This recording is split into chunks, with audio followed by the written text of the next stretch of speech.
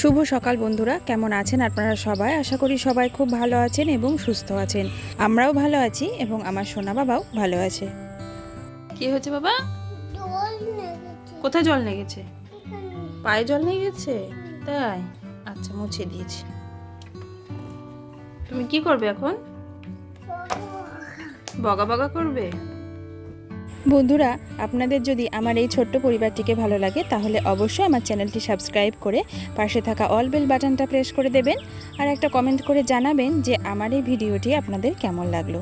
আমার সোনা বাবার বয়স 2 বছর 2 মাস। বাচ্চাদের শরীর সুস্থ রাখতে এবং পেশি মজবুত করতে তেল মালিশ করা ভীষণ গুরুত্বপূর্ণ। আর আমি এখনও পর্যন্ত আমার সোনা বাবাকে কী তেল মালিশ করি, চলুন আজ আপনাদের সঙ্গে সেটাই শেয়ার করব। এখন বাজে 9:30 মতো। আমার সোনা বাবাকে খাওয়ানো কমপ্লিট, আমাদেরও চাটা সব খাওয়া হয়ে গেছে। আমি এবার বেডটা ক্লিন করতে লেগেছি। আজকে বেড কভারটা চেঞ্জ করে নিলাম, আর এই বেডের ম্যাট্রেসটা শুধু পেছনে সরে যায়, তাই একটু সামনের দিকে টেনে নিলাম।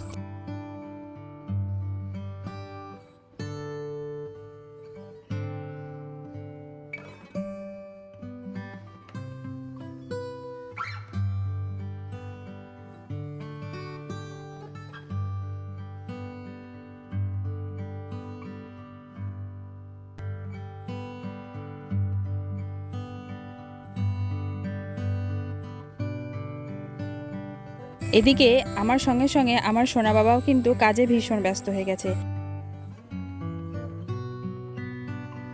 চলুন এবার একটু ফেস প্যাক মেখে নিই। আর এই ফেস প্যাকটা আমার মেয়ে বানিয়ে রেখেছে, ও একটু মেখেছে আর আমার জন্যও রেখেছে। কি হয়েছে? আমি শাকচুন্নি, ওই তো দিভাইও শাকচুন্নি হয়েছে। ওই চলো চলো স্নান করে দেবো, এবার স্নান করে দেবো। তো আমি কি হয়েছে বলো তো? দুই তুমি শাকচুন্নি হয়েছো, তুমিও মুখ ধোবা। চলো তেল মাখতে হবে। ভয় দেখো ভয় দেখো ভয় দেখো ভয় দেখো, ওকে ভয় দেখো। এই ফাঁকে চলুন আমার সোনা বাবাকে স্নানটা করিয়ে দিই। আর স্নান করানোর আগে অবশ্যই অয়েল ম্যাসাজটা কিন্তু করতেই হয়। তবে ছোটোবেলায় যেভাবে ওকে অয়েল ম্যাসাজ করতাম এখন আর সেটা হয় না, কারণ এখন ও ভীষণ দুষ্টু হয়ে গেছে, একদম তেল মাখতেই চায় না, কোনো রকমে অয়েলটা ম্যাসাজ করায়। আসলে এটা করা ভীষণ জরুরি। আর এখনও পর্যন্ত আমি আমার সোনা বাবাকে কোকোনাট অয়েলটাই ম্যাসাজ করি। ছোট্ট থেকে ডক্টর বলেছিলেন এই কোকোনাট অয়েলই ম্যাসাজ করতে, আর এখনও পর্যন্ত আমি কোকোনাট অয়েলই ম্যাসাজ করি। বাচ্চাদের প্রতিদিন অয়েল ম্যাসাজ করলে ঘুম ভালো হয়, পেশি শক্তিশালী করে, হাড় মজবুত করে, তাই বাচ্চাদের জন্য অয়েল ম্যাসাজ করাটা ভীষণ জরুরি। চলুন এবার আমার সোনা বাবাকে স্নানটা করিয়ে আনি।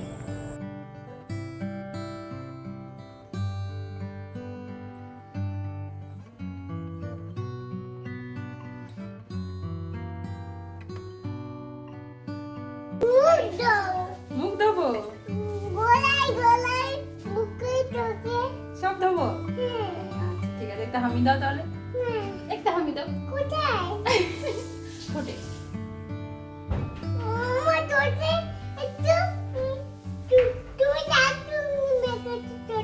আমি ঠোঁটে শাকচুন্নি মেখেছি। একটা হামি দিই আমি। হ্যাঁ। আর এখন আমার সোনা বাবাকে স্নান করিয়ে জামাটা পরাতেও ভীষণ কষ্ট হয়। দেখুন অনেক রকমভাবে মজা করে ওকে আজকে জামাটা কিন্তু আমি তাড়াতাড়ি পরিয়ে দিয়েছি। এরপর মাথাটাও আঁচড়িয়ে দিলাম। চলুন এবার আমি স্নান সেরে আমার সোনা বাবাকে খাইয়ে দিই। সোনা বাবার খাবার নিয়ে চলে এসেছি। আজকে আছে টক ডাল, আলু আর গাজর সেদ্ধ, মাছ আর তার সঙ্গে একটা সবজি। আর এইদিকে চলছে দুই ভাই বোনতে দুষ্টুমি। একটা পার্সেল এসেছিল, তো সেটা খোলার সময় হয়নি। এখন বিকেলবেলায় ভাবলাম পার্সেলটা খুলি।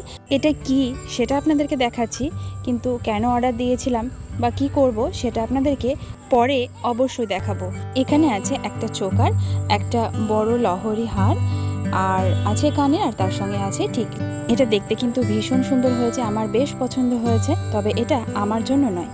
যাই হোক চলুন, এখন সন্ধ্যাবেলায় আমার সোনা বাবাকে নিয়ে যাব একটু বেরু বেরু করতে, তাই আমার সোনা বাবাকে রেডি করিয়ে দিচ্ছি। আর আমি তো পুরো রেডি হয়ে গেছি।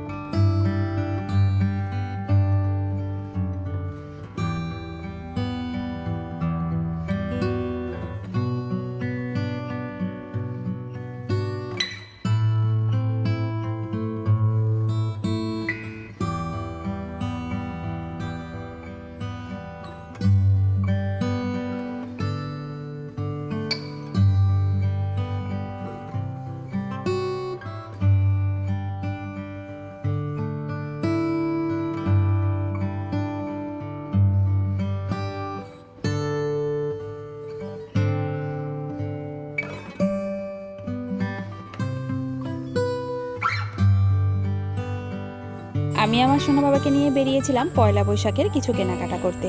তো সেগুলো আপনাদের সঙ্গে পরে অবশ্যই শেয়ার করব। আর রাস্তায় বেরিয়ে দেখি বাসন্তী ঠাকুর বিসর্জন দিতে নিয়ে যাচ্ছে। আসছে বছর আবার হবে, আবার 1 বছর পর তোমার দর্শন পাবো। না 1 বছর পর নয় মা, আবার 6 মাস পরে তোমার দর্শন পাবো। ততদিন তুমি সবাইকে ভালো রেখো, সবাইকে সুস্থ রেখো। তাহলে চলুন বন্ধুরা, আজকের মতো ভিডিওটা এখানেই শেষ করছি। সবাই ভালো থাকবেন, সুস্থ থাকবেন। দেখা হবে আগামীকাল আবারও একটা নতুন ভিডিওর সঙ্গে।